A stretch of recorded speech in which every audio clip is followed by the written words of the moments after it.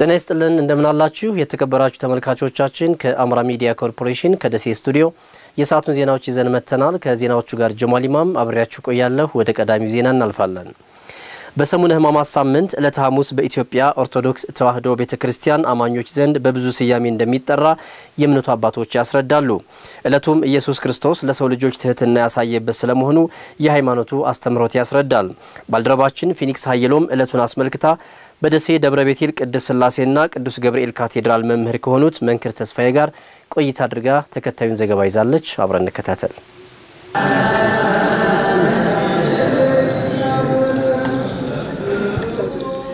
በሰሙነ ሕማማት በኦርቶዶክስ ተዋሕዶ ሃይማኖት ተከታዮች ዘንድ የተለያዩ ሃይማኖታዊ ስነ ስርዓቶች ይከናወናሉ በሰሙነ ሕማማት እያንዳንዱ ቀናቶች የየራሳቸው ትርጉም ያላቸው ሲሆን ዕለተ ሐሙስ በኢትዮጵያ ኦርቶዶክስ ተዋሕዶ ቤተክርስቲያን ዘንድ በብዙ ስያሜ እንደሚጠራም የእምነቱ አባቶች ያስረዳሉ ከአሚኮ ጋር ቆይታ የነበራቸው የደሴ ደብረ ቤቴል ቅድስት ሥላሴና ቅዱስ ገብርኤል ካቴድራል መምህር መንክር ተስፋዬ ጸሎተ ሐሙስ በርካታ ስያሜዎች እንዳሉት ይገልጻሉ መድኃኒታችን ኢየሱስ ክርስቶስ የጸሎትን በተግባር ያሳየበት ቀን ነው መጀመሪያ ቅዱስ ሥጋው ህብስቱ ተለውጦ ወደ ሥጋ መለኮት ወይኑ ተለውጦ ወደ ደመ መለኮት ደቀ መዛሙርቶቹን ለማቁረብ አመስግኖ ሰጣቸው ይላልና ጸሎት ያደረገበት ነው ሁለተኛ በምሽት ላይ በደብረ ዘይት እየሰገደ ላቡ እንደ ደም ጠብታ እስከሚሆን ድረስ እየሰገደ ጸሎትን ለደቀ መዛሙርቱ በተግባር ያሳየበት ስለሆነ ጸሎተ ሐሙስ ይባላል ሁለተኛ ሕጽበተ እግር ተብሎ ይጠራል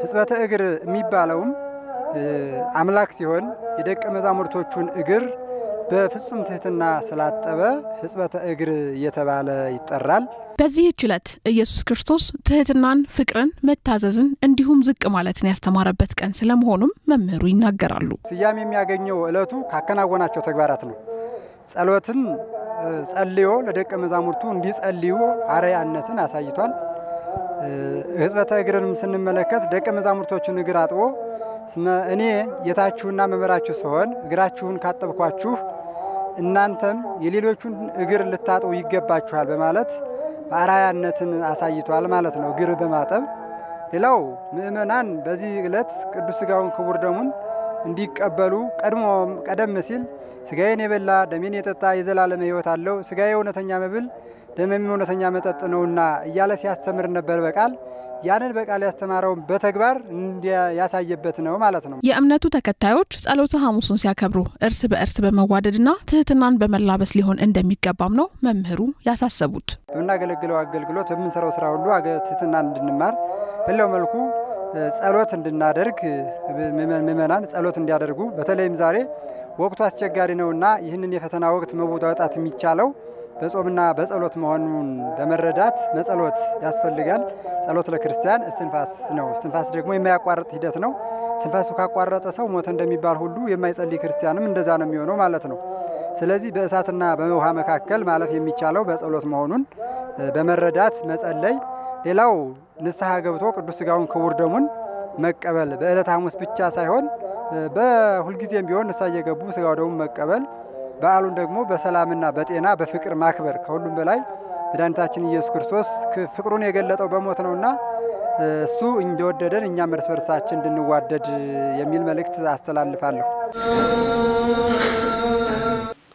በከተማ የሚገኙ ትምህርት ቤቶችን ደረጃ ለማሻሻል ከ122 ሚሊዮን ብር በላይ በሆነ ወጪ የትምህርት ቤት ግንባታና ጥገና ያካሄደ መሆኑን የደሴ ከተማ አስተዳደር ትምህርት መምሪያ አስታወቀ መምሪያው የትምህርት ቤቶችን ደረጃ ለማሻሻልና የትምህርት ጥራትን ለማስጠበቅ በሚከናወኑ ተግባራት ዙሪያ ከባለድርሻ አካላት ጋር ምክክር አካሂዷል ሰላሃዲን ሰይድ ተጨማሪ ዘገባ አለው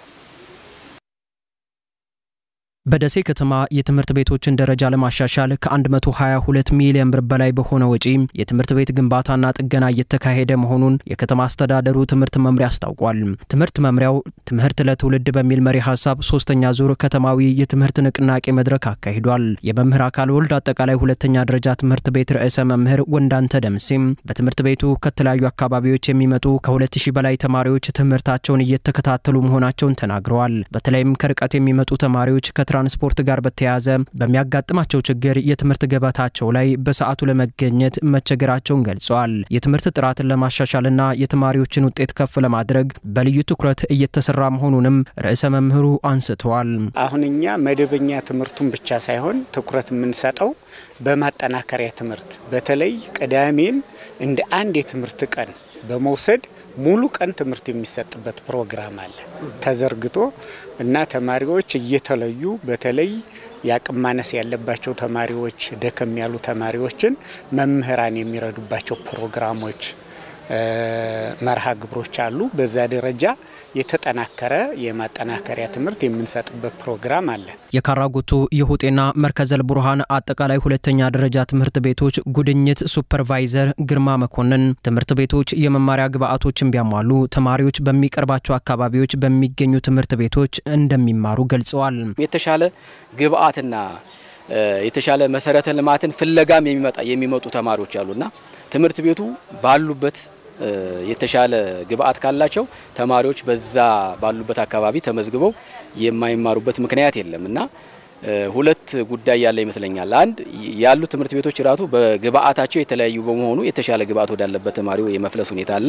ሁለተኛ እንደገና ደግሞ ባሉበት ሁኔታ የትምህርት ቤት ተደራሽነት እጥረት ስላለ በዚህ መልኩ ተማሪዎች ወደ አንድ ቦታ ሲመጡ መማር ማስተማሩን በአግባቡ ለመምራት እኛም እየተቸገርን ያለበት ሁኔታ ስላለ ይሄ ወደፊት ቢታይ የተሻለ ይመስለኛል።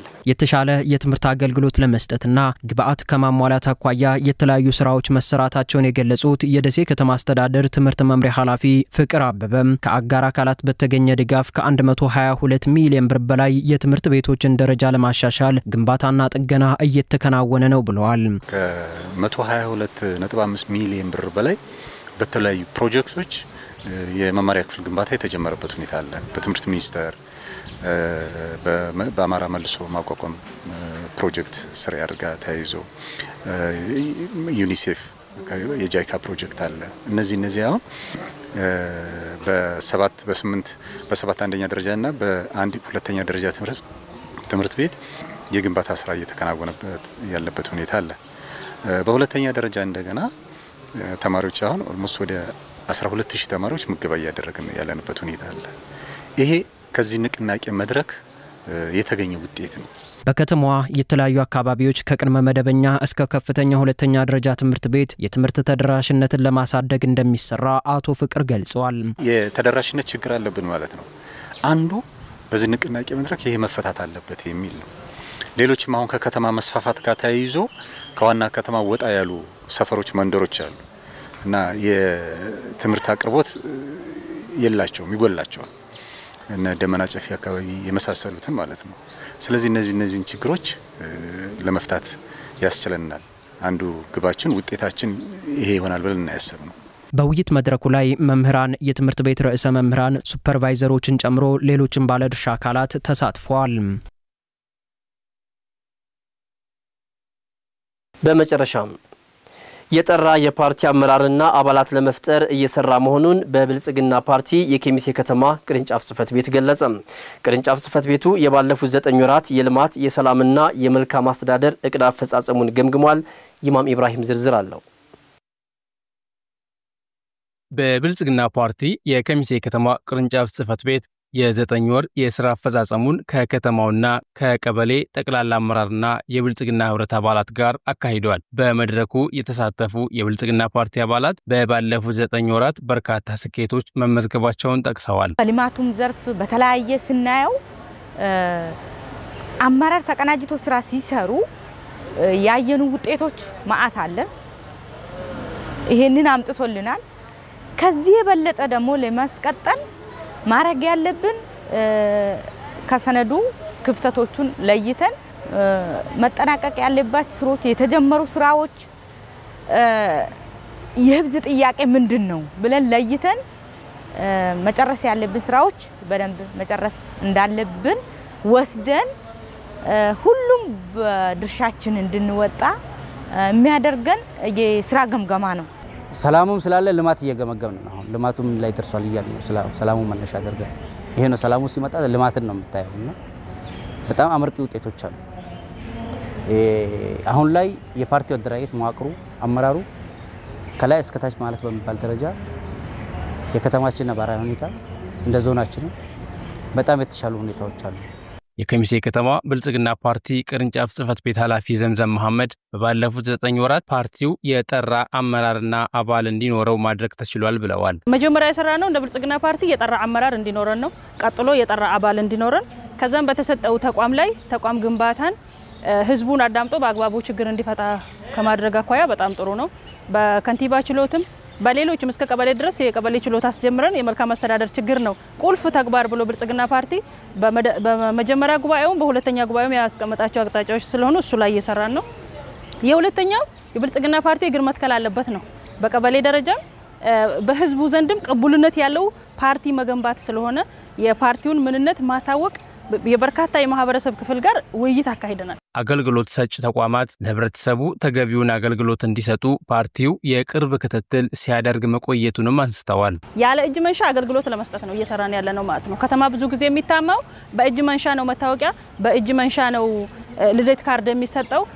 ኢቭን የመስሪያ ፍቃድም የመሬትም ሁሉ ነገር የሚሰጠው ስራ ዕድል ፈጠራን በእጅ መንሻ ነው ተብሎ እንታማ ስለነበረ ይሄንን ለማስቀረት ችግሩ ውስጥ የገቡ አመራሮችን ለደቂቃ ጊዜ አንሰጥም እና በዚህም ህዝቡ ይሁንታ እየሰጠን ያለበት አግባብ አለ። የከሚሴ ከተማ አስተዳደር ከንቲባ ሸሪፍ ቃሲም በበኩላቸው በተከታታይ በተሰራው ስራ በከተማውና አካባቢው ሰላም ማስፈን መቻሉን ጠቅሰው ህዝቡ ከሰላሙ ጎን ለጎን በልማት ስራዎችም እንዲሳተፍ እየተደረገ መሆኑን አስረድተዋል። በሰላሙ በኩል ትልቅ ለውጥ ትልቅ ምርታ አምጥተናል ማለት ይቻላል። ህዝቡ በሰላሙ ያገባኛል ብሎ ተሳትፎበት አሁን ባለው ሁኔታ በአንጻራዊነት ሰላምና የተረጋጋች ከተማ መፍጠር ችለናል። እሱ አንድ ለውጥ ነው። ሌላው በ9 ወራችን ውስጥ ያገኘነው ድጋፍ ህዝቡ ጋር መግባባት በመቻላችን በተለያየ ልማት ዘርፎች ላይ ህዝቡ በገንዘብም በጉልበትም በሐሳብም ከጎናችን ሆኖ ስራዎችን እየፈጸሙ ነው የምንገኘውና በከተማችን እነዚህን ስራዎች አግኝተናል።